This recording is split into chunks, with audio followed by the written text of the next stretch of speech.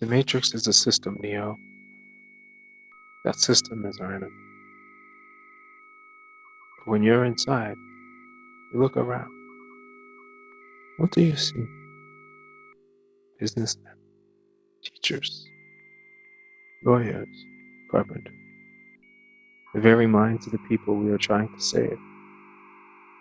Until we do, these people are still part of that system. That makes them our enemy. You'll have to understand, most of these people are not ready to be unplugged. And many of them are so inert, so hopelessly dependent on the system, that they will fight to protect it. Are you listening to me, Leo? Are you listening? Are you listening? Are you listening?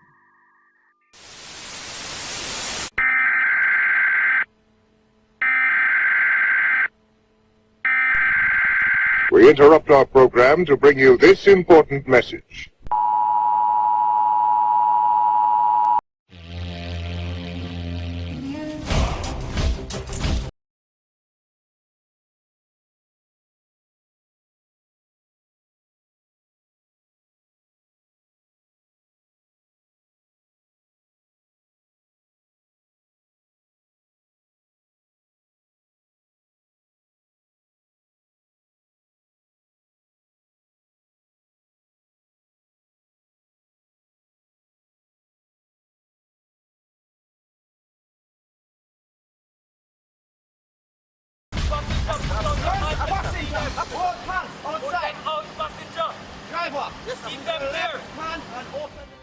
My name is Noel Chang.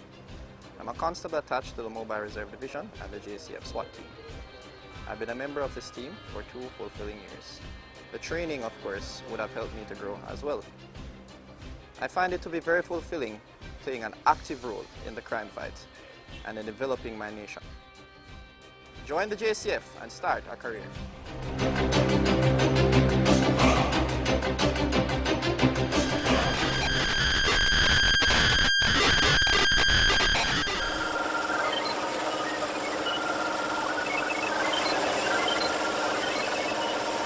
Nuance. Noun. A subtle difference in or shade of meaning. Expression. Or sound. Nuance. Noun. A subtle difference Nuance. in or shade of meaning. Noun. Expression. A subtle or difference sound. in or shade of meaning. Noun. Expression. A or subtle sound. difference in or shade of meaning, Nuance. expression, or sound. Noun. A subtle difference in or shade of meaning, expression, or sound.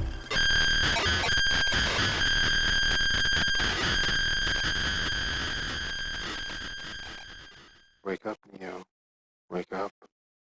We're back in another episode of Nuance Interviews. I'm your host, Michael Wood Jr., and this week we are going to talk to Miquel Wallace, who is a former Jamaican police officer SWAT team member. I think it's called the Jamaican Constabulary Force or something like that is what they call their police department. And I met Miguel in a way that, I think is one of the best ways to participate in trying to get the message of, it's not as my message, it's just this overall message of humanity and seeking to improve the justice system. He is a college student in Westfield, Massachusetts now, and he pushed for his school to have me come out and speak, and I ended up finding myself extremely fond of Miguel and the similarities we have in our story. He's about 10 years younger than me. But anyway, he pushed with his school after seeing some videos and seeing some of the ideas put out there over the years to get me to come out and speak in a event that they were having at Westfield University in Massachusetts. And thanks to Miguel, I had to spend some time back out in the cold of the Northeast last year when he had me come out and speak. And I'm not sure there's a recording of that, but that went really well. It was interesting, the speech that I had there. I gave pretty much the normal one for a lot of people who didn't know me. When they don't know my backstory, I kind of have to give the backstory to lead into anything. Otherwise, why would anybody listen to what I'm saying?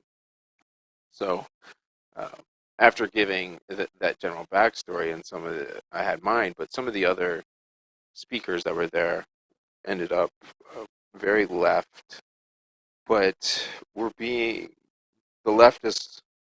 The ideas were, the normal good ideas. I feel like they're benevolent from the heart, where they say we want to do these things to make things better. We want to get universal health care, and the people stopping us are evil, and they're this, and we need to crush them out, and they're our enemy. And I had to get up and say something in front of everybody about.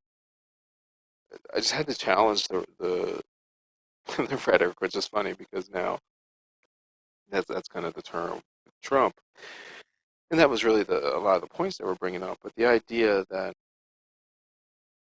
as long as we're the oppressor, things will be fine was really prominently on display at this concept where we're supposed to be looking out for social justice and the humanities, but all the humanity is left out of the humanities because of this desire to be the oppressor. And I mean, we can call it being the oppressor or the benevolent dictator or whatever it is, but just the idea of controlling the scene completely. But so it ended up leading to some productive talks. I think things went well. Got along with a lot of the people there, which was a criminal justice college. Spoke to a class the day before, and things seemed like they went over well, and it was receptive to kind of have this different idea of policing. But I felt general idea, the way it would be received is that that's a great concept, wonderful. We're not going to do anything about it. We're going to continue on the way we're doing because this is the way it's done. This is the way it's always been done, kind of idea. And I doubt any of that will change anytime soon. But listening to this interview, um, we were in a high-class hotel room that they put you up in when you speak at one of these events, Best Western or something. But we sat there and we just had a conversation, and I think you'll find him as becoming as I do.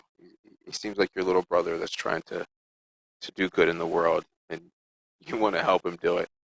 And he very much. We can't say that he took that red pill. Not that far in the way that is commonly accepted, but he's aware of the matrix, and um, it's really nice to hear somebody young with a little bit of experience uh, articulate his ability to see from such a different culture, because that's one thing um, I believe in, and I think you're going to see it wherever you look, that humans are humans. And we keep thinking our problems are unique, but our problems are not unique. They're just human problems, and everyone else is the same and is struggling through the same issues. So I remember being struck by the parallel of Miguel's story and mine, and I'm sure that comes through in here. I'm going to play some Jamaican music, and I'll come back after this. It's been a long time since I heard this, so I'll listen to it with you, and then I'll chime back in afterwards. Enjoy.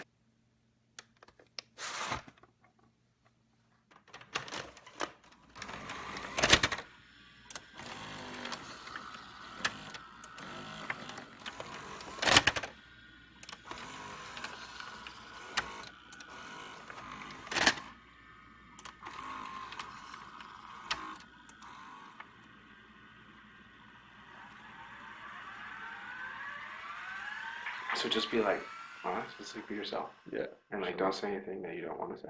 Right. Yeah, like don't. And if you Yeah. want to cut something out, we'll just cut it out. Got it. Word. Okay. Let's do it. So I'm here with Miquel Wallace. Is that how I say it? Yeah. Yeah. Who is a former Jamaican police officer and current student, but is about to graduate, undergraduate in what field? Social work and political science. It's a double major. Okay, and obviously the Jamaican accent comes Yeah, right yeah. through immediately to everybody. Right. So, like, let's start from the beginning. What was it like growing up in Jamaica, and what led you towards the concept of wanting to be a police officer there?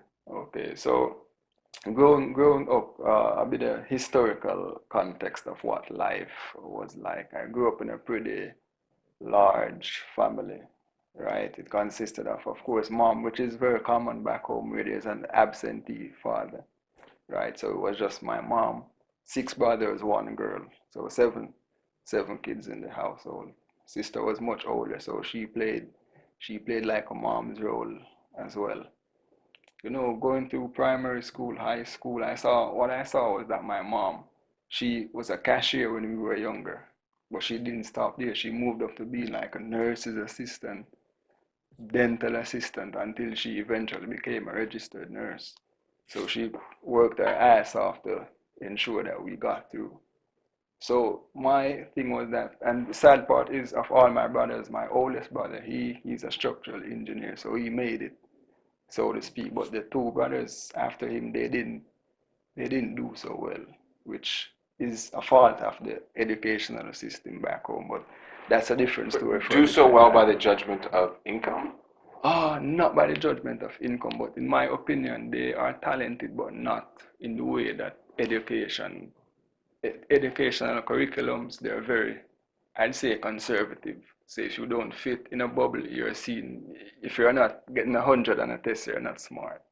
But these guys are brilliant in other fields, like one of the best decorative tiler I've seen, one of the best musicians in Jamaica, but not so good with what they dictated should be work. So here I come. I was the last one of the older boys. I was the last one coming up, so I've decided that okay, I got to do well in high school. Did extremely fucking well. Graduated like second in the class. This was in '07. Left school, applied for law school, got accepted. Went to the student loan union, and they were like, well, we don't lend loans for law students or med students. So that's for rich people. Why? Oh, okay. Pretty much say, if your folks ain't got that money, do something else. So law, medicine, those 2 fields, they didn't lend money. So I couldn't go because, of course, my mom is a fucking poor, less than middle class nurse with 7 children. Sat out for like almost a year not doing anything, and I decided that, you know what? Because one of my teachers in high school was also a police officer. She was like a superintendent, which was a high-ranking police officer back home. So she was the one who actually encouraged me to, like, hey, you got the qualifications, you got something to offer, so I think you should do it. I'm like, okay, fuck it, I'll do it. What do you think she saw in you?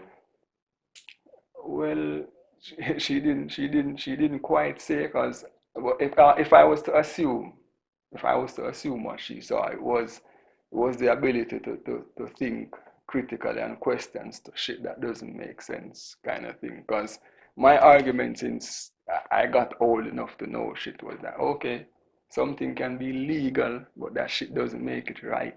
Legality and morality are 2 fucking different shit. So it can be, slavery was fucking legal. Women not being allowed to vote, that was legal, but was it right?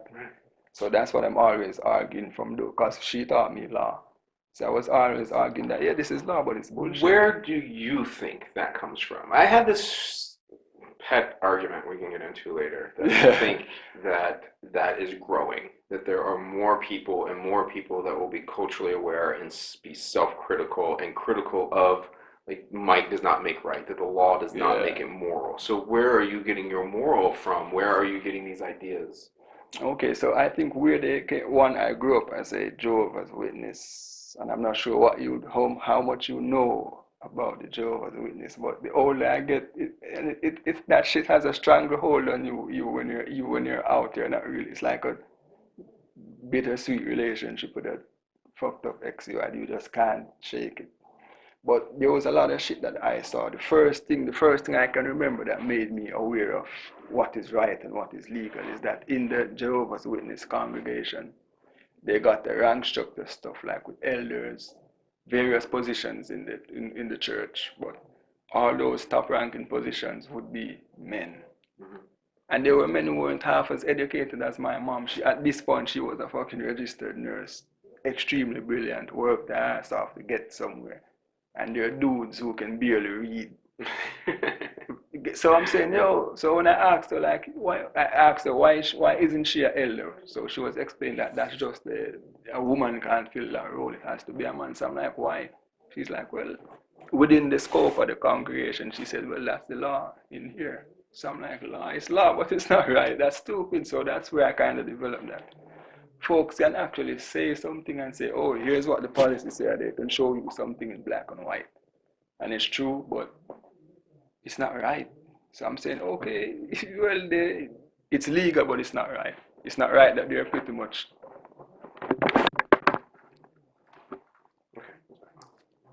I don't even know why I stopped. There was no point. I have to cut it up anyway. No, you can continue. Just getting started. Except for me losing my pen. Okay, so it's easy to see. You see that it's easy to see that the things right and wrong are not what is codified. Mm-hmm. So how does that lead to enforcing the codification? Hold up. What do you mean by that? So as the police officer, Mm-hmm. your job is to enforce the established codified wrong. So how are you seeing police as a means to address this conflict? Okay, so fast forward, I'll speak a bit about personally how I saw it, because initially, even why I decided to follow the advice of my teacher was that there was this uprising somewhere in Jamaica where thugs like cleared out almost half of a neighborhood. Folks had to leave their homes, cars, and shit. I'm like, that's not right. So I'm like, okay, how can I do something about this? And I'm like, shit, the only avenue to do this was to be a cop, because I grew up knowing that, yo, the cops, they were supposed to be good at least, and that's the avenue that you can do the greatest good, right? Went through the training, you were kind of indoctrinated, because of course the older folks are saying to you that, yo, this is how this shit is done. If you want to be respected, if you want to be tough, this is the kind of shit you do for it. 20 years old on a SWAT team, I felt invincible, fucking M16, AR-15 gunslinging thing. So we were harsh, we went in hard, we did a lot of shit that stroked your fragile ego as a man. But one of the things that struck me one day was, it was a conversation I had with my grandma. At this time, this was like 2010. And of course, she was advanced in age and stuff, and she just as any grandma would, she just politely said to me that she's so proud because she's pretty sure. She didn't even ask, she was pretty sure. And being the same kid that my mom worked her ass off to get somewhere, so don't forget that stuff, and respect, which is what we teach you guys. Respect the CEO, respect the janitor kind of shit. And that stayed with me, because I'm like, oh, I'm out here and I'm not being respectful, to be honest. I'm like, okay, this is the law, this is what we're gonna do. But that shit dawned on me where I'm like, why did I join this? I did a self-evaluation. Why did I become a police officer? And that reminded me of why. And I'm like, okay, the system, a lot of persons come through the gates of training with good intentions. But at the end of that shit, even with the best intentions, you're around persons where you would be the odd one out to be thinking to do the right shit. So of course, the easy thing to do is go with what's going on. But I'm like, no, I see avenues. It might not be huge, but I see avenues where I can actually do shit it would be considered illegal, but it's right. Not arresting a fucking 18-year-old. Well, then who's determining right? Exactly. Is it Miguel? Does Miguel determine right? In those situations, yes. I mean, that's what I get. That's what I get asked. Yeah. Who determines right? In that situation, that's what I determined. Right would be, in some cases, the opposite of what the law is. That's the sad truth. So what would be right then? So an example would be arresting and... What's the standard, though? So, what makes something moral? What makes something moral? Because that's what we want to do, right? We want to be moral. We want to codify our morality into a law that's good for everybody. True. True. But what I would consider right from a personal explanation would be, if I can do something or the lack thereof that would allow someone to still maintain the dignity of a human being. They're not physically hurt and they can both of us walk away with our dignity. to me, that's something that would be considered moral. Because when I think of moral, I think about something that's gonna cause someone else shame at the expense of you looking good. Arresting someone, it's theoretical shaming because that shit stays with you. So in that particular example, if I don't arrest this kid, he walks away with his dignity. The cop didn't lock him up. I didn't hurt him.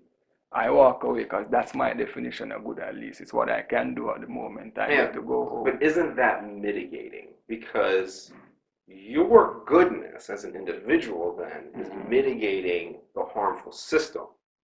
Yeah. So we're still not getting to what is beneficial for that kid and what is moral for that kid. So, like, I feel like that's a conundrum that any good cop is stuck in. The best you can do is mitigate the harm of the system.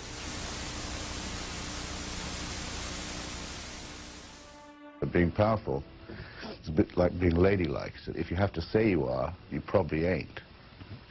So I think I like America most of all on the days when people are not going around shouting USA, USA, we're number one, we're the greatest. I prefer the days where they don't do that, when they're probably most to be admired. What is it that makes us boast about our greatness and belittle others? What is it that keeps us from ascending beyond the immediate?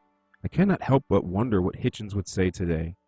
It is a thought that somewhat haunts me as I stumble through communicating a similar belief of many before me, that we are brothers and sisters of the human race, with core values shared among us, which are hidden in the labels and divisions we create.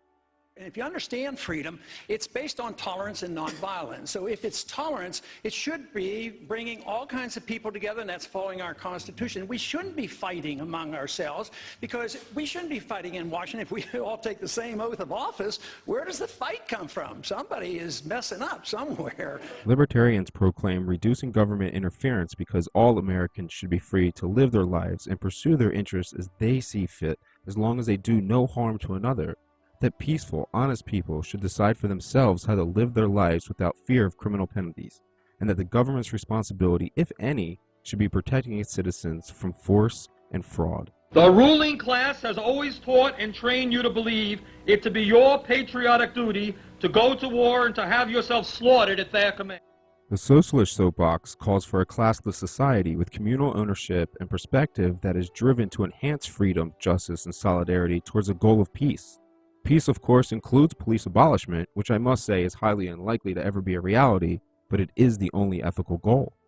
Right? Forget about effectiveness or not effectiveness. You don't get to confiscate my money just because you and your friends vote to take it. The deliberate pragmatism of conservative thought espouses the value of moral order and building off the best of the past with long-term goals that are achieved mainly through community and family with an ideally restrained and fiscally prudent government.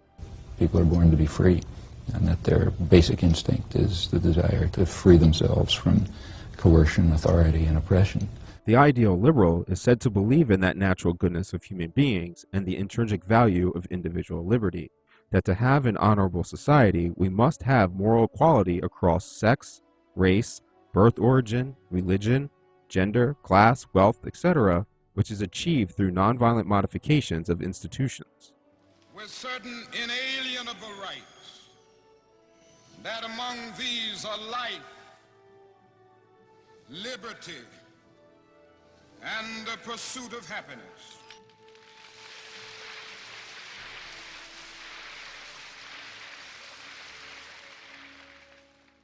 America, America, America. Cannot help but believe we have steered ourselves quite off course.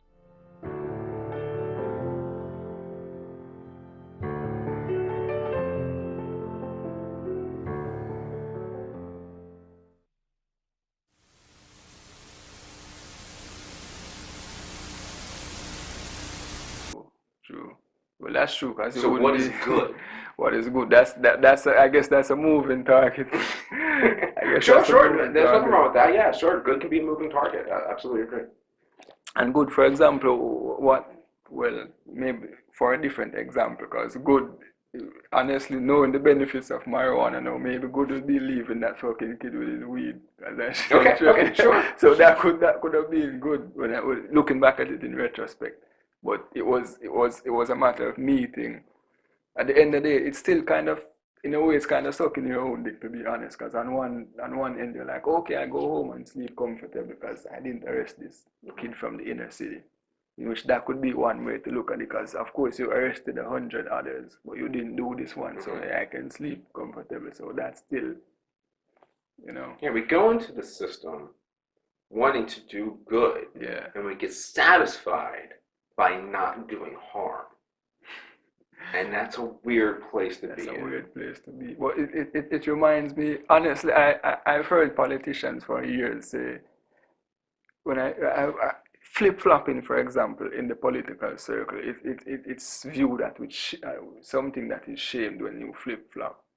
Yeah, is that ridiculous? Yeah, you mean somebody changed their mind in the face of new evidence? Are you fucking crazy? So I'm like, wow.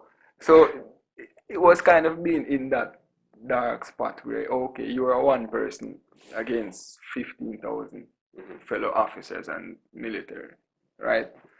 And you know, wanting to do the good, but when what practically at this given time or this given situation that you're faced with, this is what you can do with what I know to be good now wasn't what I know to be good then. That's the difference, because that time I still thought weed was bad for you and shit like that. So I'm like, okay, I can find a middle ground by not arresting this kid. Okay, it was still bad that he was smoking, but if it was now, for example, with the knowledge I have now, with fucking probably 7 years past since going to college, exposed to different shit, I wouldn't, to be honest, I wouldn't have trouble. I would have gone about my business. It ain't troubling me, kind of shit. So that's the difference. At least growth kind of changes the perspective of what's considered, what I'd consider good.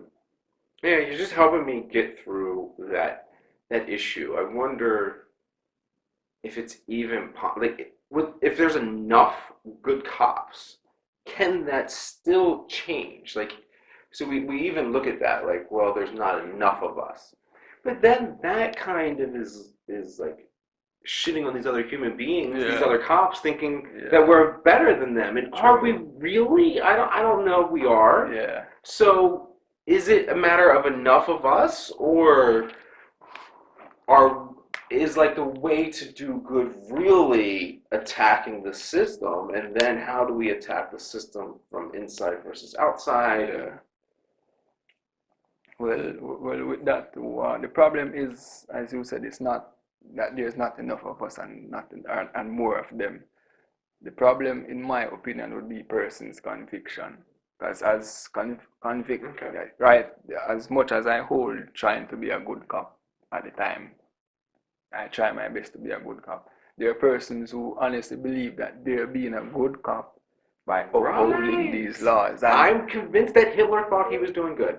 Exactly. So, and we all disagree, right? But that's the fact. That's the fact. Because I look at it, and that's how I see it. I know persons where honestly they are some of the best human beings I've met were police officers. That's a given. But they were doing things that morally, legally, it was the right thing to do. But morally, to me, it was heartless and it was wrong. But they honestly felt like they were doing something good.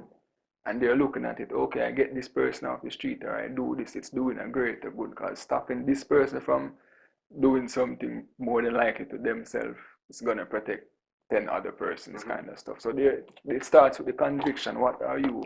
Because it's hard to go and tell someone that, okay, it's legal, but it's not right. How disconnected are you guys in Jamaica from the arrest process? So what happens if you arrest somebody for an offense? What do you do with that individual? Okay, so I'll give you two examples, a minor crime and a major crime. So a minor crime, for example, we arrest someone for using a curse word, because that's an offense in Jamaica to use a famous Jamaican curse word like bumbleclad.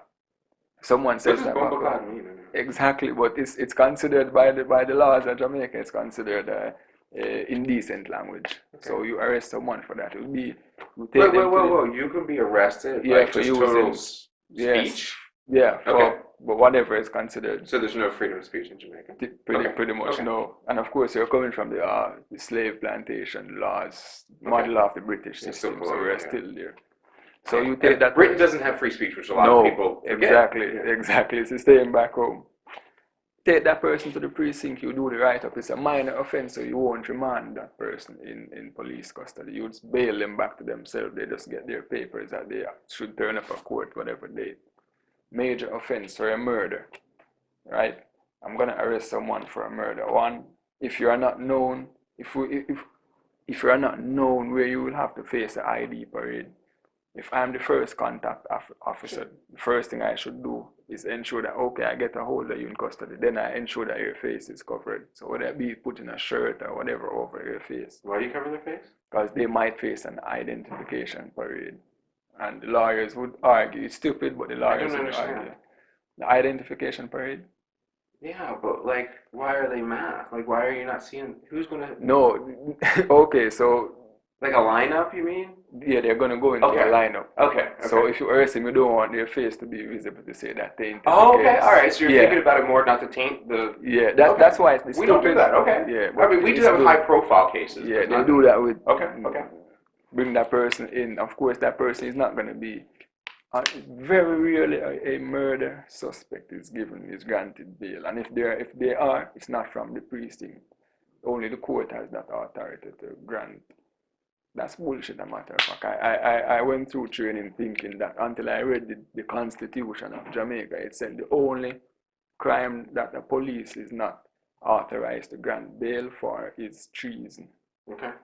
So even if you're a murder suspect, if I deem it fit to grant you bail, I can, but they'll beat that shit in our heads that you can't. I think we're probably the same way. Right? So, but you're never ready for yourself to know if it's true.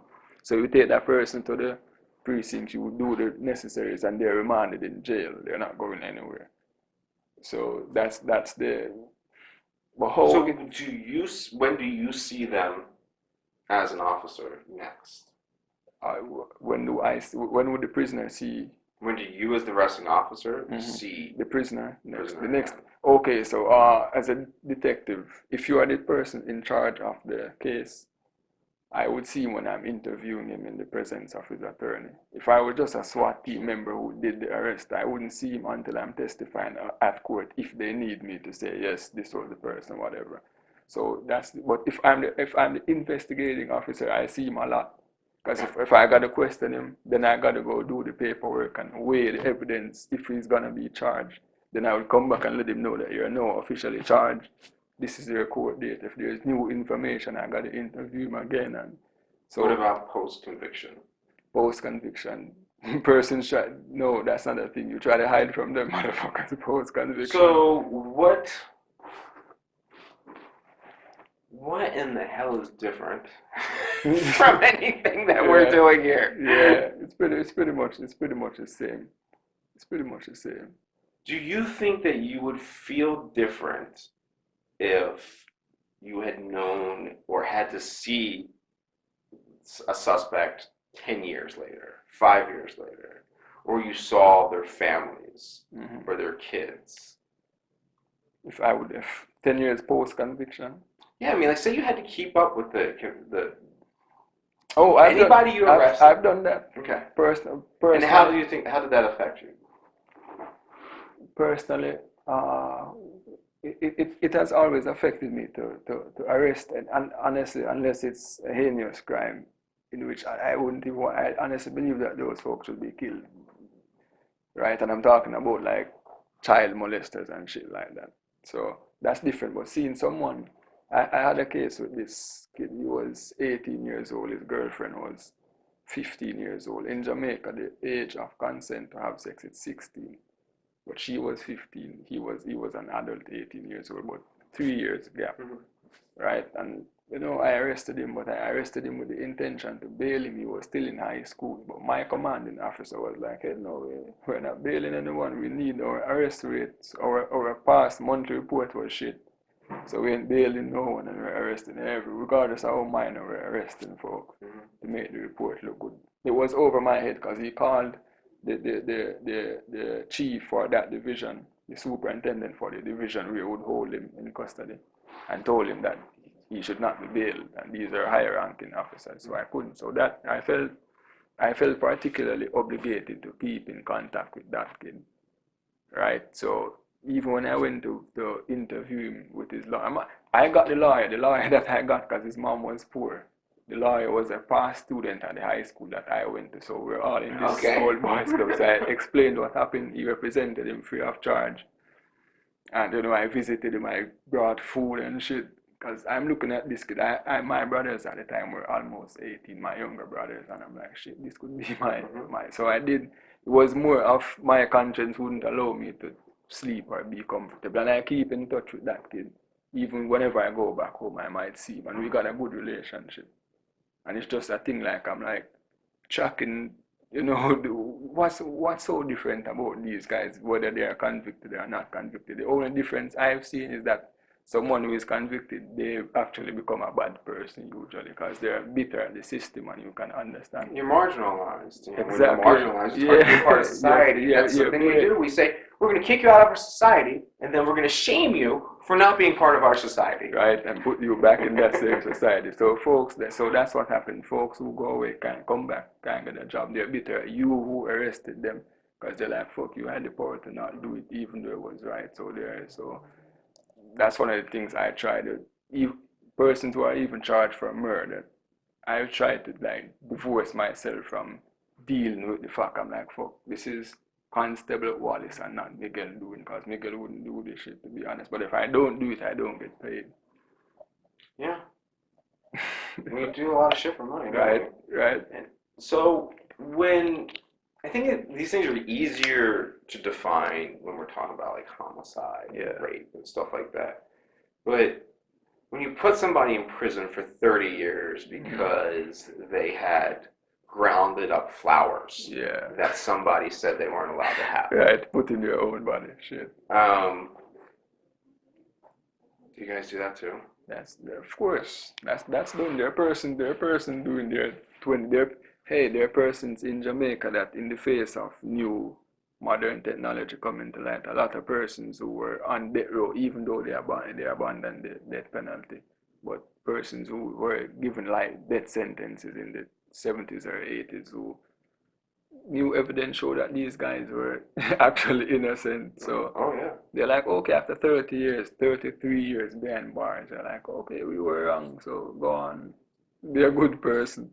Yeah, how could you possibly do such a thing? And those persons come back into society. They are the ones that, to no fault of their own, but there's literally nothing to do. You can be so qualified, and it's hard for you to get a job to survive. Let alone someone last 33 years. Right? Someone fresh from prison, hell no. So they usually ain't got nothing, unless they got families who are, would still support them. Otherwise, they're back to the streets, they're back to doing shit that will get them back to the place that they're. So your cops were protected from seeing any of the harm, really, of their actions too. Yeah, I feel like that's where we are. Like, once I got to know people later on, and then saw how the system was affecting them, but then you're like, damn, because like the whole other time, you were just filling out a report. Like, you're not translating that report. Well, I'm not saying you, like, at least I wasn't as a dummy, or a lot of other people, wasn't translating that report into like this dude's fucking life. Yeah, it doesn't stop here when you put that period. When you put that full stop, it doesn't stop there.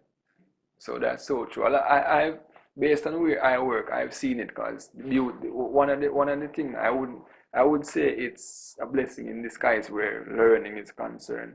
Persons who we arrest, there's someone who might do 5 years locked up, right? And then they're let off on parole, or for whatever reason they deem fit to release them. But a condition of them being out is that they got to report to our precinct, like on a week or Monday, Wednesday, Friday. You gotta just show up and we sign your shit to say that or whatever. And there was someone, he was coming there for maybe like 2-3 months, and the first couple of weeks he's vibrant and he's lively, he's hopeful, like, I'm fresh out of pen, I gotta do so much. And the more I saw him, the more demotivated, and each time you saw this guy, he looked angrier and angrier. So one day I was saying to him, like, aren't you happy to be out of jail? Like, why are you looking so upset? And he's like, honestly, it would have been better if I had fucking stayed. Yeah, I think a lot of people do that because you're not marginalized, you have some kind of rank order, you have some kind of structure. That's what he said. He said when he was in jail, he was someone. That's what the dude said. When I'm in jail, I'm someone. But out here is no one. You can't get a job. You literally can't eat. So what the hell am I doing out here? and you're trying to, no one looks past what is written on a paper about you 5 years ago, whether it be true or not. I'm really struck by like there's no differences. No, it's like no everyone always difference. wants to look for the better policing, and it's No, like, well, there that isn't shit does, one. yeah, I mean, and look at what you're exist. saying is the exact same thing. So I think the causations of crime would be the exact same thing. Yeah. So I'm kind of a little struck with where did your dad go?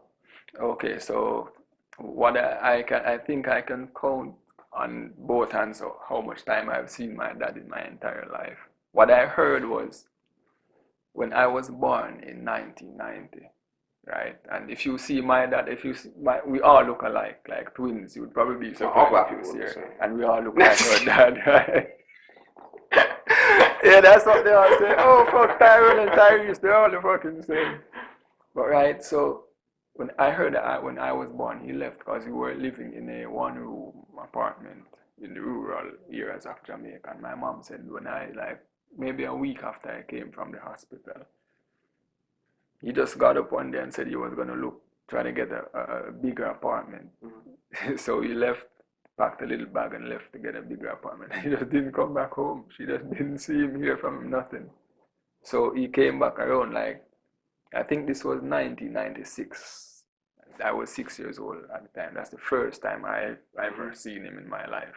After that, he disappeared for 3 years. Didn't see him again until 99.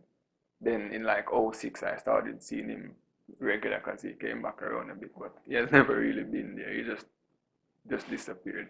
But funnily enough, I was so bitter and angry towards my dad when I was younger because, of course, even though when I see him, I don't call him. I can't call him that. I just can't do that. So I call him by his last or first name or whatever anyone else calls him. But the older I got and the more exposed intellectually I got, I realized that. I said, why? Because I genuinely don't believe that he just got up one day and be like, I'm going to be a fucked up father and leave. Something happened, right? So, I dug into his background, what was his life like as a kid, and I realized that when he was very young, maybe 7 years old, his mom left to live in England, and she was there for 30 years. So he grew up bouncing between aunts and uncles, and so I'm saying that shit played into him having attachment or commitment. Even before she left, she wasn't really there anyway. She was living in the island, but she wasn't being a mother to him. It was her mom being a mother to him, kind of thing. So I'm just saying that all that shit played into the trauma that he faced from that, brought over, that shit spilled onto us.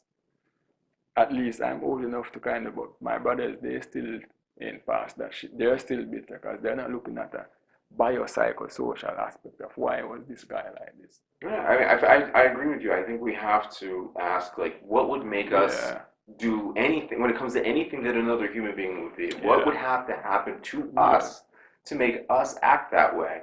And I feel we had a whole generation does it. We have this strikingly similar story. So that's why I'm trying to explore this with you. I mean, same thing. My dad was gone. Yeah. I never even really knew him. Don't really know him now. Don't give a crap. A lot of people think that some of us are harmed by our dads leaving. And me, I never gave a fuck. I just didn't care. Right. It's whatever, man. And so because someone else's construct involves having a dad there, and the world creates that scenario that it should be that way, then your dad could be in this place where he feels like he can't get that 2-bedroom apartment that he's supposed to be, so he's not being a real man. So why bother being a man at all? Take myself out of the picture. So it's this whole, everything is this big complex thing, and it leads us to these different things. I'm the oldest of 6 brothers and sisters. We have all these same damn things, and it's leading us to these same conclusions in these same types of fields. So that's why I'm there's something going on that I'd like to know what it is that is changing this thing. One of the things that is, you've heard it before, that's most correlated to crime is a fatherless home, and that's actually true. That, and then they'll say black in America, they have less fathers in their homes, and that's not true. The thing is, they're less married. It doesn't mean that the person's not active in your life. So those are different types of things. So what they're actually doing, is, in my judgment, is you're judging local instability. And then the rest of the culture, having a father taken out of the home by whether it's a lack of opportunity or whether it's going to prison because of police and stuff like that is just another indicator of a local instability that we have. So you can have two lesbian parents that are two women, and they can obviously raise a kid just fucking fine. It has nothing to do with an actual dad. It has to do with this local instability. And I fear that as police, we exacerbate the local instabilities and we actually make them worse. And so if we weren't involved in these things, then would we be better? But then we're trying to fix these things, and then we end up in the fucking police departments. Trying to make sense of the circle, you know? Like feeding back into that same circle is crazy. It's crazy. And so how, if we know and we can see how we contribute to the local instability by taking a father out of the home, seeing that traumatic ripple, I really wonder if there would be a morality switch that happens in policing that gives what you said, which is the conviction. Because the conviction's not there. Because how can the conviction be there if you don't get to be a man after you do the right thing? To me and you, standing up against the system is being a man. We're defining that differently. But the other people are defining a man as somebody that provides for their household, does the right thing. So the moment you're a whistleblower as a police officer, you're not going to be a police officer anymore. So how do you continue to be a man? That's true. That's true. How do you fit in that stipulated bubble of what a man should be? That's so true. But that's a huge challenge, and that is where it starts from. Person's convictions, really, and it's what you believe to be as you said, what is right. They fucking know, right? I think we all know. That's right. Like humanly, what we're ultimately saying is to treat another human being like a fucking human being, like our brother and our sister, or the ultimate rule of how we treat somebody how you want to be treated. That's fine. Basic obviousness. That's why it's in like every religion and every fucking country and every concept. These things are on the surface, but we're not enabling ourselves to follow that. Man, that do a danger man piece, a Asian piece, so don't call it occupation, but she's music, and I am occupation.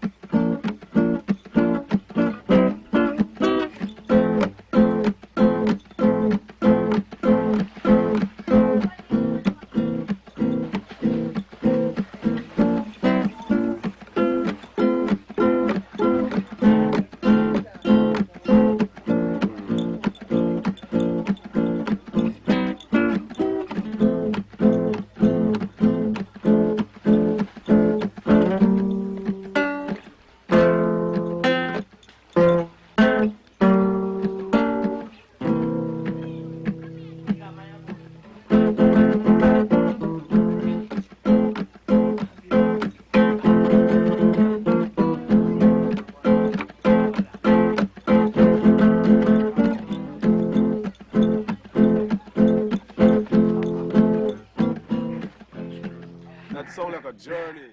And I want that conviction. I wonder if there's enough of that conviction where we can flip a switch.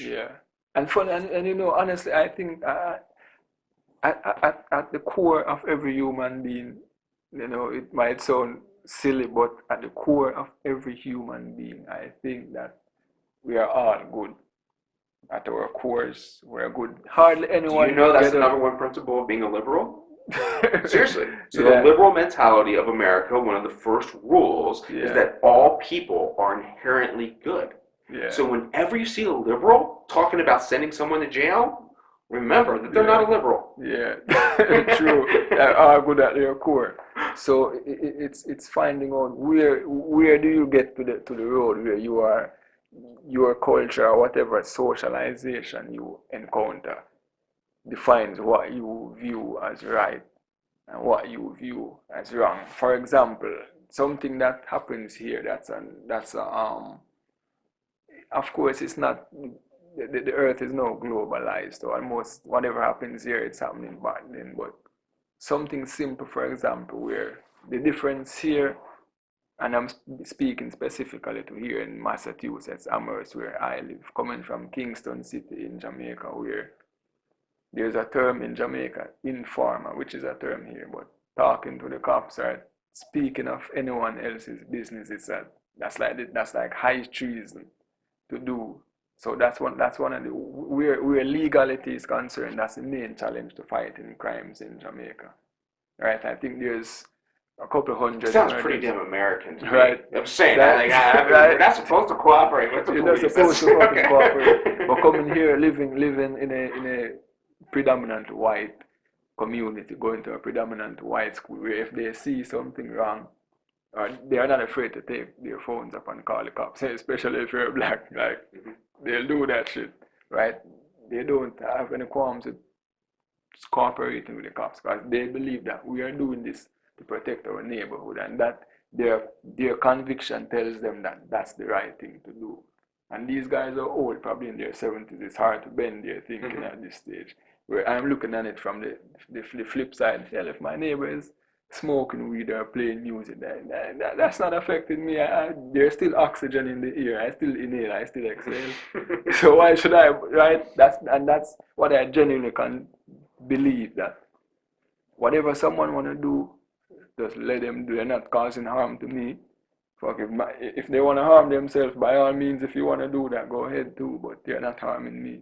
But we're just cultured and have whole different convictions. And the law and order are persons who believe that in order for them to be safe means that they have to build this cage and put other human beings in it in order for me to be safe, while you're doing the same shit they're back there for. Mm-hmm. So there's always this. Yeah, I mean, I think that happens on a lot of levels. I have a real hard time explaining that, look, I was an employee of law, and it was a 70-year-old black woman that was calling me, telling me to take that 16-year-old black kid off the corner. Like, so what are we looking at here as a society? We can't just look at the employee, the pawn.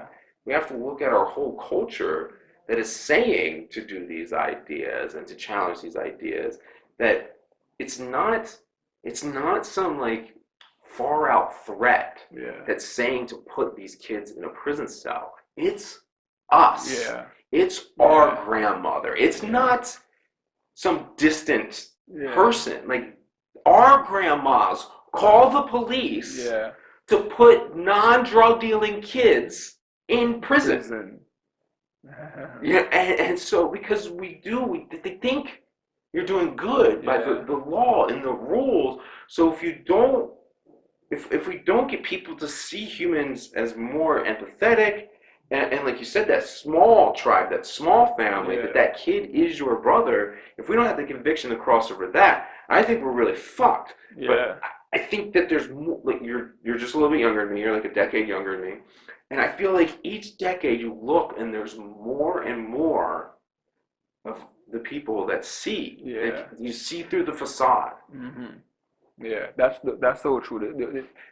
Take, just to add to what you just said, take religion for example. Like the older generation get persons our age are within even a 5-year span of our age. They're waking up to this shit that we're becoming less and less religious. That's where, it's with exposure, everyone is getting exposed. We're changing for nuance called Republicans and liberals. We just get new religions. So that's a new thing, but that's so true. That's where the more the society progresses as time goes on, the more persons see through that shit, that there's not like someone in space controlling the shit that happens. So passing a law, which is like the hardest thing, the US Constitution, only one change has ever been made, and that's civil rights, just accepting that black persons were 3/5 of a human being. But they hold this 200 plus years old paper as this is what we have to do, and if we don't do it, we're gonna burn in hell if we don't do it. That's so free. It's within. So the point I'm making is that it's within our control to do this shit. it's within our control to make the change, have the right convictions that we need. It's within our control, get the right person, the right kind of thinking, make changes to those police departments, those political offices. They are persons, well-thinking persons, and it doesn't require religion to know that something is right or wrong. So what do you think should be the ultimate purpose of policing? Ideally what I think policing, ideal policing would look like is, ideal policing would be, one, it would be more intervention from the aspect of, first, every police officer would have to be trained as a social worker, if you ask me. And I say that against the background that I'm a social work major in college, right? And what I've learned is I came in with a bit of advantage from experience, age, the stuff that I did before. But what I realized that social work, the core of social work is, regardless of the position a client is in, when they come to you, you're doing something that's called meeting the client where they are. So whatever is going on in their life, that's what you're dealing with. And you examine the biological factors, psychological factors, and social factors. Why is this individual doing this or going through this, right? Not that they're doing this, so let's... Why? Why? Literally, policing only looks at what? What? But why are these folks doing this shit, right? So that's ideally what police officers should. They should not be reactive and after the fact. So in an ideal world, where would policing be in 100 years, ideally? You shouldn't even have fucking police. Okay, that's sure. Number one rule to any activist is you should be defeating your own purpose. Yeah. So if your purpose is to fight crime, you must be primarily focused with defeating the need for your existence. Exactly. So ideally, you shouldn't need. You were telling me that in Japan, like this, the precincts closed down and whatever, and there's zero crime overnight. It's capable of that shit happening. Sure. So any Americans out there who have never been to Japan, and I'm not talking Okinawa, I'm talking the mainland, real Japan. The police departments do not work at night. The subways shut down, the trains shut down, the city, other than like mainstream Tokyo, will shut down. And it is a big shock for an American, I assure you, that I've been out there at 2 o'clock in the morning where everything is shut down, it's completely dark, and you're in the middle of a huge city. You think there should be danger, elements of mystery, but you can fall asleep on a park bench with $500 in your pocket. If you dropped it on the ground, I'm telling you, somebody will walk by, pick up the $500, put it back in your pocket, tuck you back in, and go about their day. And it is amazing. And it's like, we are clearly doing this wrong. We're doing this stuff in reverse. Historically, going backtracking a little, where I've always had, even before I joined the police services, I've always had a problem with it, because as with anything else that I do or partake in, I look at the historical background to give historical context, and when I examine why, speaking for Jamaica, and probably, well, not just Jamaica, policing overall, why was policing developed in the first place?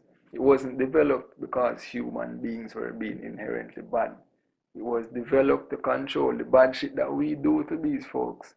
When they rebel against this bad shit, we need someone to control them so we can continue doing the bad shit that we were already doing. They weren't bad. So something is wrong there. If you should, from the get-go, you didn't need a police force until you start fucking with people. So they didn't get up and be like, oh, we're inherently bad. You started fucking with them, so you had to develop this control mechanism for them, and that's what policing is strictly for. Have you seen Chris Rock's new special? Oh, no, I haven't. Okay, so he just came out with a new special. He has a line in there where he says something about, like, I was totally anti-police, and then, like, I own property. And that's exactly Yeah. what police are for. Yeah. Protecting the rich people's property. Yeah. And our function to do that is putting human beings in a fucking cage. And in America, in conditions that it's illegal to put an animal in. You got human beings sitting in that stuff. That's, yo. If you treated a horse or a dog like you treat a human being in a prison, you would go to prison. Exactly. You can't put poor old Humphrey, your little Labrador or whatever, your lab, in a freaking cell that you put in a 6x8 cell that you're putting 3 human beings to cohabit in. So that's true. That's why I have a problem with the police service or policing, whether it's the police force or the army for that matter. It was developed not with good intentions. Yeah, I believe that is the fruit of our poisonous tree as well, is we have these roots that cannot be reformed. Yeah. In America, and it doesn't sound much different in Jamaica, I think the American police have 3 things that they do, and is what they always do, is the creation and maintenance of oppressed classes, and then the extraction of resources from those oppressed classes to pay for their own oppression. The prioritization of the elite property over the lives of the oppressed, and the continued genocide of the Native American people. So that's in America, and in Jamaica, you could have the continued genocide of the original Jamaicans. So because your culture, you don't have to be killed to be a genocide. Your culture is killed out because you were colonized, colonialized. That is not a word. Colonized. So that's definitely true, and it's no different. While as you said, there's no Native Americans back home, but what is always being suppressed back home is that not a lot of people know that, apart from Haiti, and we all know how Haiti has suffered for being the first black country to rebel against slavery, and they have suffered for hundreds of years for it. Jamaica was the second most rebellious plantation in the Caribbean. We had the most rebellions next to Haiti, right? So there is social DNA. It's not examined why persons are regurgitated back into the stuff that we're used to. But that's fucking deep, dude, when you think about it. Like, a current Jamaican police officer is still enforcing the Jamaican colonial plantation. Because the history of the Jamaican police service is, right, and I'm pretty sure a Jamaican cop or a former cop will hear this podcast and agree that it was developed in, I think it was 1755, I think, but quite a long time ago, or 1850, one of those years. And it was developed solely because after slavery was abolished, they had the indentureship period, which is what is still happening now. You work, you get paid. So the labor remained, but this time you weren't beaten, or you weren't openly beaten, right? And you got just emotionally abused. And you actually got a piece of paper to say that you're someone. Right? You got a piece of paper to say you're someone, and you can work for basically minimum wage and still struggle like a Walmart employee has to today. Yes. Say, well, you're someone. Hey, you're not the worst off. So from among those same slave class, they took a few persons and be like, hey, this is what I'm gonna do for you. I'm gonna give you a badge. I'm gonna give you a musket. Shit, I'm gonna even give you a horse, and you're gonna ensure that these people do what the hell we say they're supposed to do. Of course, you're gonna get more pay than them. You might not have to live in a mud hut. You'll get something a little better. You ain't white or British, but you're not them. So that's where the police force in Jamaica was. I even had a problem with the name force, because if the purpose of it theoretically was to serve, protect, and reassure, the name force comes with a certain denotation of that's not usually nothing good. So when I'm like, why isn't it called the Jamaica Police Service? Because aren't you supposed to be serving the people? But no, we're the police force, so we're do what we say when we say, kind of thing. That runs counter to what you're trying to pull the wool over our eyes to say it's not about us, it's about maintaining that rich class and keeping your motherfuckers where you're supposed to stay. And we get some benefits in between. Yeah, you get a little bit. That feels dirty. Like, I feel dirty about that. Like, I want to bitch about it. Yeah. I think in part because I'm like, these motherfuckers got me to do their fucking blood for them. You know, it's like coming out of a bad divorce, man. I swear, it's like a bad divorce. Like a bad divorce, but that's the main thing. And for me, I've always challenged myself to do as a cop. I didn't limit myself to the thinking of what was taught to me, at training school or whatever. I tried to be like, look beyond the surface. Because one, I don't trust human beings. Well, that's wrong. But then, speaking in retrospect, I didn't trust human beings to be kind to each other. So there's no way that a government is gonna form a police force because we love the people oh so much. Why the hell was this thing formed in the first place? So that's where I came to the realization that this wasn't formed with any good intention, because nothing is. If you want to protect people, like invest in, make education free, allow persons to have free healthcare kind of stuff, that would be caring. But you developing caring and walking with a gun is like, right, the line gets blurred. The line gets blurred right there. So I've always challenged myself that yes, I'm a cop, but while I'm here, what can I do to show? Even sometimes, honestly, you can't overtly do what you want to do, because if you do, you will no longer be a cop. That's the bottom line. But while you're on the inside, how can you do small pockets of shit that you can do to affect one individual, two individual, or 10 people's life? So that's personally, that's what I always do. But where do you feel that moral scale is tipped? I think people have a large amount of people will think that there's no such thing as a good cop. Yeah. Because you're already doing those bad things. But if there's no such thing as a good cop, well then what are you going to do? You're going to encourage all the huge assholes to actually take the job?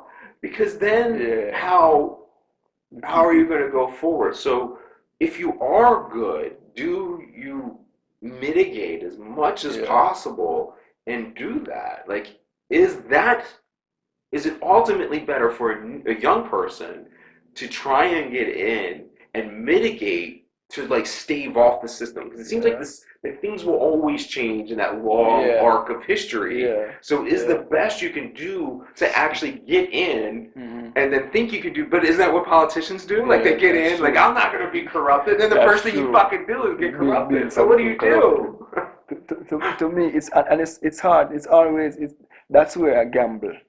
That's where it would be a gamble, because honestly for me, you said that most people believe that there's no such thing as a good cop. Before I was a cop, I believed that shit. Because growing up in the inner city, my brothers have never had good encounters with cops. Never, not once. So when I was a cop, that was my chance to be like, try and do, like, at least be polite to people, as simple as that shit. Say hello, say good morning. Like, if I'm gonna search someone, and usually you're in an inner city community, you're holding a freaking M16 or AR-15 rifle about to search a kid. He's nervous, he's shaking, he probably want to run, because he would want to run when I was in that position. Talking that kid through the search, for example, like, this is what I'm gonna do, this is why I'm doing it, whatever. After you search him, we still have a little converse, so he's common. After a while, it's like, yo, you're normal, because you're talking to me about soccer or some shit that normal you're people a detective at heart, son. Right. So that's what. So you're for the long game. Right. So that's where, that's where it to me, if you get, I've heard that shit and I believe it, but at the end of the day, if it's a matter of your convictions and what you hold to be true. Personally, why I can sit here and say this shit is that I have never, and I would never, value the life of a human being over money. I never value money over the life of a human being. And for me, honestly, I do. Someone asked me, like, okay, when I mentioned it to someone that I no longer plan to be a cop, right? And I plan to the larger scale was that going into politics and social work, merge that shit to make macro changes as opposed to the individuals that I was reaching as a cop. They're like, well, when you're no longer a cop, you might not have the opportunity to do good. Like, won't you feel sad? I'm like, no, if I'm no longer a cop, I'll find other means to reach people. And they're like, okay, what if you don't? What if nothing changes? I'm like, well, even if nothing changes in my lifetime, getting started, if I can affect someone just thinking differently, yo, fuck, I'm fine if I don't see change in my lifetime, but I'd really like if those that come after us inherit somewhere that they True don't love need. doesn't mean you getting the attention for the love. Simple. You know, it Simple. doesn't. For real. So I'm not hung up on trying to be like, I'm gonna do this and achieve this shit in 10 years. Persons fought and died for me to be sitting here running my mouth freely. Yeah, I thought I could Right? splash big enough to make a change, and then you can't. There is a long grind to it. Exactly. So that's the thinking I use. Like, if I do something today and on to the next tomorrow, I still try to find something to do that still might make a change, even for myself too, because I want to experience the same shit I'm trying to get for you. But if not, hey, take up the mantle, do that shit, get those old thinkers out of there. But it starts somewhere. So is that the plan for you? That's because my ultimate plan. I got two plans, and a lot of persons ask me like, why do you merge a social work and a political science degree? Like, how does that go together? But one, what a lot of persons don't realize that social policy, because that's my concentration really, social welfare policy. Policing is a social policy. So of course it is. So I got to tell them that, I ask them that, they're saying that, it's boring, whatever. I'm like, how much do you think social policy affect your life? They're like, hardly ever, because I'm like, 95% of things is so from you military, everything is bundled up all into that social policy, social welfare policy. And when I break that shit down to them that this is what I'm doing, and the aim for me is honestly, if after finishing a master's degree, getting some age and experience under my belt, finishing a master's, hopefully a doctoral degree, I would happily go back to Jamaica to be an advisor or an employee for that matter, for the government. You know, it's a good theory. I've dealt with this. I have a friend that tries to like instill my ideas and talk to politicians and stuff. Yeah. We pretty much bang our heads against the wall, getting nowhere. But the theory is that we actually can't do it in America. Yeah. You have to do it someplace else. We've been talking about doing it in Liberia because we have some connections there. But a Jamaica would be definitely on the table as something that you could. It's got to be done for anyone to believe. Yeah. And I don't think I can convince people to do it here in America in nearly the amount of time that you could convince Jamaica to do it. Because we're looking at like 300 plus million versus 3 point plus million back home. It's doable, and the beauty about it is that after I finish these degrees, qualifications, going back home with qualifications from the US, you're at the top. Even someone back home with the same degree, which schooling is harder back home, but it's US, and you know the weight that US carries around the world. So if I go home with degrees from US, that was strategic on my part, because that puts me to the top where I can actually talk to the folks who will actually effect the change that need to be made. So doing that, going back home, that shit would be easier to get done outside of the US for real. Because honestly, I think I'd lose my mind if I'm to do all that I've done and stay here, because I'll get nowhere. I'm pretty sure of that, right? But where can you make a change? And I can do that. I can do that back home, which is why I gave up 6 years worth of being a pawn, a comfortable pawn, because I had cars, you live somewhere, the pay wasn't the best, but the benefits was great, much better than what is here. So doing this stuff to go back home, to be in the government, whether as an advisor, as a minister, whatever it takes to actually get some, because laws are passed way easier back home. So the moment you get enough persons behind that stuff, it can be done. Sure, I'm inspired, really. I gotta tell you the truth. I mean, it is. It's been. I feel like I've been doing that thing that you're talking about, being afraid of. Just banging your head against the wall, talking to people. That's not really going to get anywhere when the culture won't change fast enough But the idea of it changing somewhere else is like, that's all I want. Like, to me, I feel the same way you do. If I can't make change, if somehow I got to you, and then you go make the change, and then that comes back, it's like, okay. Still the world is globalized. So if that happens in one place, best believe it's gonna get, if it's even just the attention, it's gonna get the attention of folks, and that's how it is. Change is ugly, it's slow, but well, it's not. It didn't have to be. That's the point, because we're all capable of making change pretty and fast, but we are cultured to stick to our old ways and cling on to. Whenever we hear logic, we run to whatever extreme. So if I'm a leftist, I'm a run to my left and cling on to that shit. Likewise, because I don't want to be a flip flopper, even though I was wrong for 20 years. But that's the culture that needs to change. Nothing is wrong with I flip flop so much times, because you will grow, you will learn. So that's a huge thing. So that's, as you said, that's the thing. You might not be able to achieve it right here in this moment, but I'm not discouraged by that, because it's never about me. That's the bottom line. It's never about me, and I really would just like to, I just like to stay behind the scenes and just make a lot of changes, because I don't need anyone saying thank you. But it's just that's how life should be. We should all be on a level playing field. I don't need to be a king or be looked at any different from you for doing it. We can make that change and we go out and we play soccer or whatever. I don't want to be in a palace and be hailed just because we make change. It's just the right thing to do. That's the thing. It's just the right thing to do. Damn, brother. So where can everybody else find you? Okay, so I can be found on Facebook, Migs Prezi Wallace. So it's spelled M-I-G-Z, the middle name P-R-E-Z-I, and Wallace is the last name. Instagram, I am Migs_I am, M-I-G-Z_I am. And I be building and it's Z for everybody in America. Z. Oh, Z. Oh, okay. So it's Migs, I am. Yeah. Right.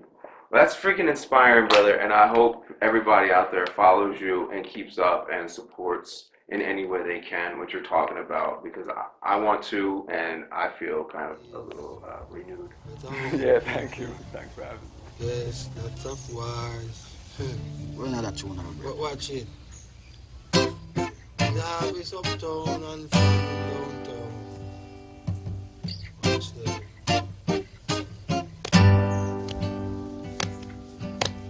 Harvest uptown and farming downtown, can't you see? No money ain't funny, yeah. Money for the rich, but no money for you and for me. No money ain't funny, yeah. Harvest uptown and farming downtown, can't you see? No money ain't funny, yeah. Money for the rich, but no money for you and for me. No money ain't funny, yeah. False leaders to rise up every day. False leaders telling them they find out what can we play. Kind of way. Uptown and farming downtown, can't you see? No money ain't funny, yeah. Money for the rich, but no money for you and for me. No money ain't funny, yeah. Office uptown and farming downtown, can't you see? No money Sunday time. Money for the rich and no money for you and for me. No money ain't funny. If you think it's joke, I am it. Just give uptown a check. Kind of way. Get paid. Right. Office uptown and farming downtown, can't you see? No money ain't funny, yeah. Money for the rich, but no money for you and for me. No money ain't funny. Office uptown and farming downtown, can't you see? No money ain't funny, yeah. Money for the rich, but no money for you and for me. No money. Why do it now?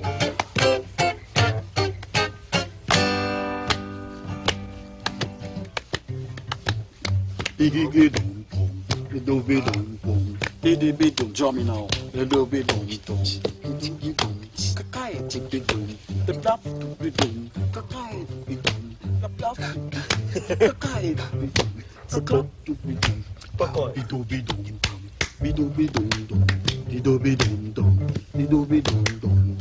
Rhythm now. doogie doom. Chop. Hey. Block, block, block, block, block, block, boy. Bop, bop, the boy. Bop, bop, the boy. Come. Harvest uptown and farming downtown, can't you see? No money, Antonia. Money for the rich, but no money for you and for me.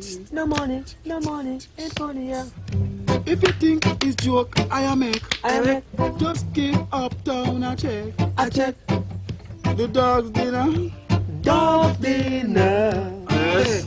Move uptown and uptown, can't you see? No money, Antonia. No money for the rich, but no money for you and for me. No money, Antonia. Harvest uptown and the farming downtown, can't you see? No money, Antonia. Money for the rich, but no money for you and for me. No money, take it on. The doogie doo, money for the rich, but no for you and for me. The doogie doo, the doogie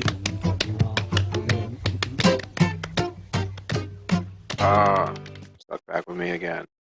So, yeah, I mean, no surprise there to me. Miguel came off just as charming as I remember him to be. And I told him that I was finally putting this together because we had this conversation. I'm pretty sure this was nearly a year ago, if not more than a year ago. I'm going to be pretty confident to say that it was more than a year ago, a year and a half ago. And he ended up saying that he wanted to add something to this, so I'm going to wait a little while to see before publishing this out, see if he wanted to add his own voice back to this a little bit more. As you can see in the episode, we went over his experiences in SWAT and as a police officer, growing up in Jamaica, Jehovah Witness thing, which is another interesting thing. My buddy Avi, who I talk about a lot, who was also grew up in Jehovah Witness, and I've heard there's a YouTube guy called Hard Bastard who was a Jehovah Witness growing up, and all of them seem to have this common thread of being able to see through the matrix a little bit more. That experience, that manipulation that religion gave them in the Jehovah Witnesses ends up being some kind of key that allows them to see later. That experience seems to be very valuable if they can get out of it. But I guess maybe that is what came first, the chicken or the egg, or these people are ready to see through, and that's how they got out of Jehovah Witnesses, because they were able to do this as they were Jehovah Witnesses. It's not like being a Jehovah Witness gave them the skill. They obviously got out, so they woke up beforehand. But discuss what good a cop can do. I still advise people, and I think you have to go in. I don't know what other choice you have. No, what can you do if somebody else is always going to be there? It's almost like that politician's conundrum. If you're going to go in and be evil, and we're almost back to the Netherlands dictator issue. But if someone else is going to do it, it's at least better that you do it, right? So it's going to be better that you, who is hearing these ideas that we speak about in reforming justice in a different way, in a different light, as a public health perspective and as an issue of the humanities and social sciences, if you see it that way and you're in position as a police officer and we start changing it, well then you're in position. You're ready to go to do the transition. I don't have to convince you uh, as somebody who's either likely to quit or needs a lot of coaching up to buy into the system, because they want to do the violent aspect. They bought into that system. So if you're willing to do it, I don't see any other option besides encouraging that. What is good even was discussed. The golden rule was discussed. The into the matrix, as I thought we would do, and what the actual purpose of policing is. Kind of this whole concept that most people listening to me are even trying to develop. Period. So I think there was a lot of lessons there. I hope you enjoyed it, and we'll spread it around and share it, because this is the only thing we have is sharing these things amongst ourselves. And if you can be like Miguel and talk to a school, get me to come out there, then we can do one of these conversations as well. Get your input on the record and help me get a bigger audience to speak to, that we can maybe these arguments are ones that you're having with your students or your friends, wherever you are. If it's a big workplace, I can do those too. And maybe you want a little bit of backup, a little ammo, a little bit of authority and credibility to the things that you've been trying to explain to them, whether Black Lives Matter, ending the drug war, gun control, any of those things out there. And we got to discuss these things. I'll go to any school, left, right, black, white. I don't care. That's all dumb shit. The whole point, preferably to me, is to get out of the groupthink, and I hope you all get out of the groupthink too. Tribalism and the ism, period, or what kill. We got to just be one people. All right. So next time. Peace.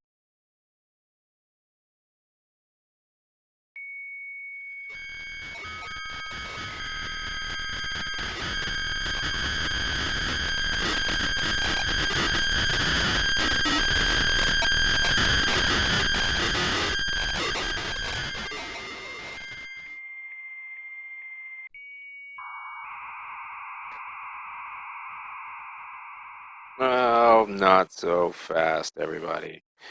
Before rendering this production, let me add a little bit more, because speaking on the fly, as I did earlier, is such a bad idea. I know I can appear pretty good at it, but too much is missed, and, well, too much is missed when I do it anyway. Miguel got tied up at work and doing things, so I don't have his recording yet. Maybe he's just on BPT, I'm not sure, but eventually I'll add it to the end of this. I need to get this rendered and produced so I have it on time, as I promised you guys. So eventually, one day at the end, there will be Miguel's comments at the end of this, at the very end. So it'll be a bit of an Easter egg in the future. So if you're watching this in 2018, I doubt it's going to be there. But there are 4 things I wanted to add, and we'll go over those. But I need to acknowledge the kindness and work of Miguel's aunt, Professor Bailey, at Westfield University, who made me feel welcomed and visit during my visit to Westfield University. And I don't know, I'm willing to bet that a great many of the Wallace and Bailey families have this trait of being exceptional human beings. I really look up to people like them because I feel they get part of life so much better than I do. But first, walking around, I see many people living and caring for one another, exemplifying that human cooperation I speak of so much, and is a critical assumption underlying all of my work. But that cooperation is something I do not personally understand. I use the analogy or metaphor of Neo in the Matrix because of this reality. Though it's an insufficient stand-in, the overall concepts are profoundly true. Even my perceived role in the situation, like Neo, who is treated as a Christ-like figure, is actually a false messiah, as am I. It is all about the system. I am obsessed with, and I've opened my eyes to the system. I observe it, and I try to understand it with every breath I take.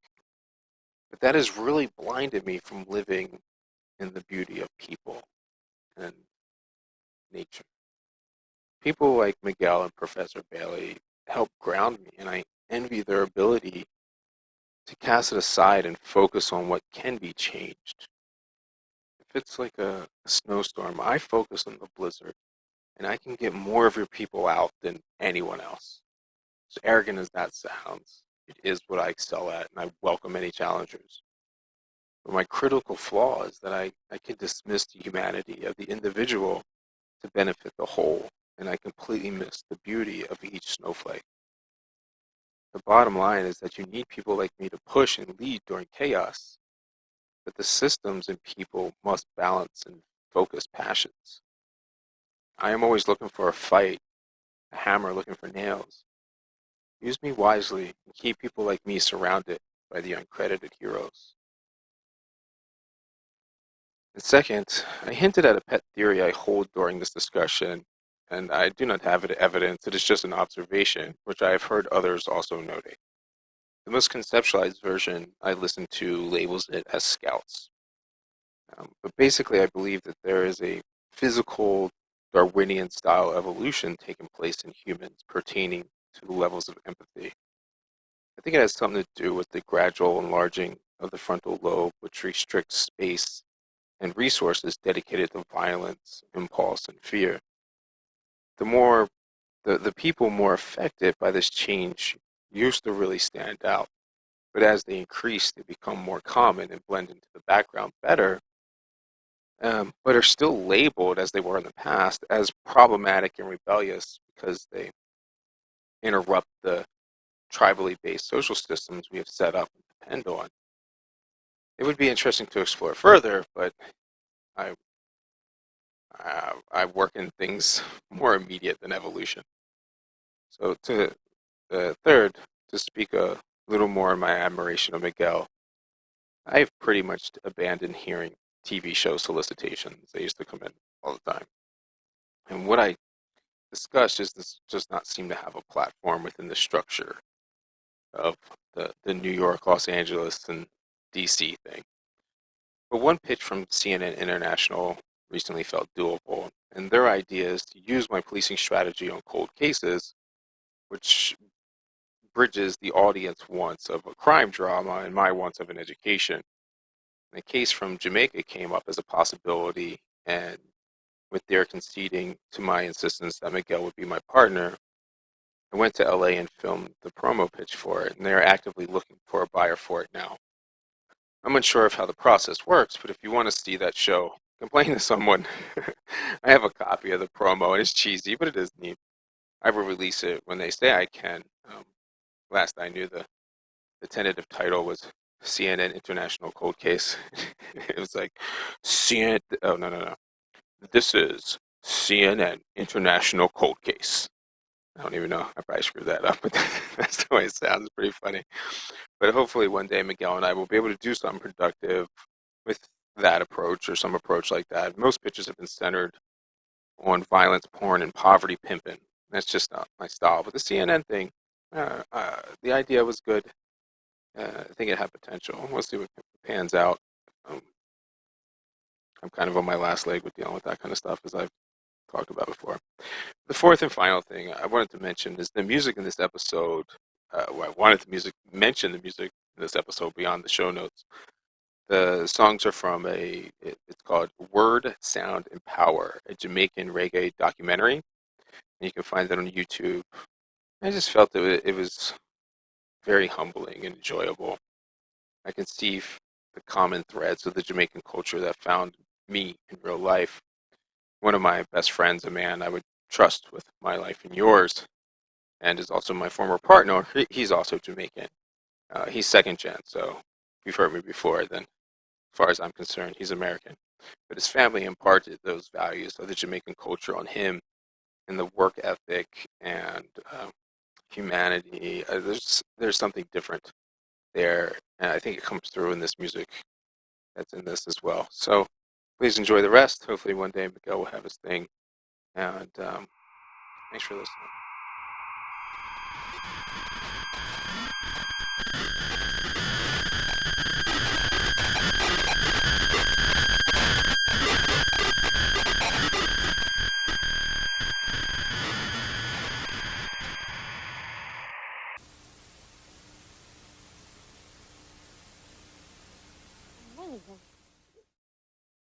Amazing. Isn't that amazing? That's amazing.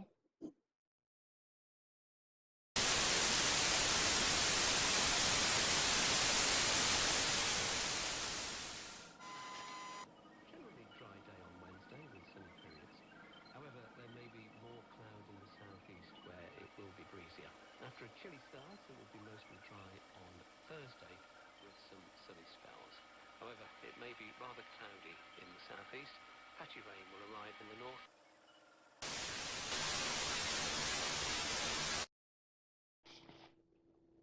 So, how's it going, Michael? We haven't spoken in a while. It's good to talk to you, my brother. So, let's get right into it, huh? Since the last time we spoke, so quite a few things have changed since then. The biggest change that has happened since March when we had that sit down is that I've now graduated college. So I graduated with a bachelor's of social work, and I am currently working for DCF, that's the Department of Children and Families. That's here in Massachusetts. So, yeah, big changes. Still fighting the good fight, trying to make a difference. However, I find working at DCF is very similar to working in Jamaica as a detective of sexual offenses and child abuse. It's eerily similar to what I did before. And the acronyms are similar to JCF for Jamaica Constabulary Force, DCF Department of Children and Families. So even the acronyms are very similar. So I've realized that and I still realize encountering cops, I still realize that there's still a bit of a broken system that exists both here and in Jamaica, and it's not going anywhere. So I've noticed, and this is just a pit stop on the way to achieving new stuff, new things. But I cannot go without mentioning how similar it is in appreciating a report of a kid being abused. I did that before, but from a law enforcement perspective. So the difference is that no, I'm not actually making arrests. So when you get the reports, we refer those reports to the DA's office, the prosecutor's office, and they take the law enforcement perspective from there. No, I'm more from the child protective stand of the issue, where we put in place services to support the families, strengthen the families, keep the children safe, obviously. And DCF has a notorious reputation for quote unquote snatching kids. And by no means that's not what happens. There are instances where kids have to be removed, but there it has to be extreme circumstances that render no choice but removing the kids to ensure their safety. So that happens from time to time, but only in extreme cases where it is absolutely warranted. So I must commend them for trying to work hard where that is concerned. But yeah, I'm just uh, taking in all the experiences that I can from this job at the moment, and it's a pit stop on the long journey of self-actualization. So doing what I'm doing right now, gaining experience, helping folks as we go along, still trying to be a better person. So that's what has been up, and I look forward to updating you some more as these changes progress.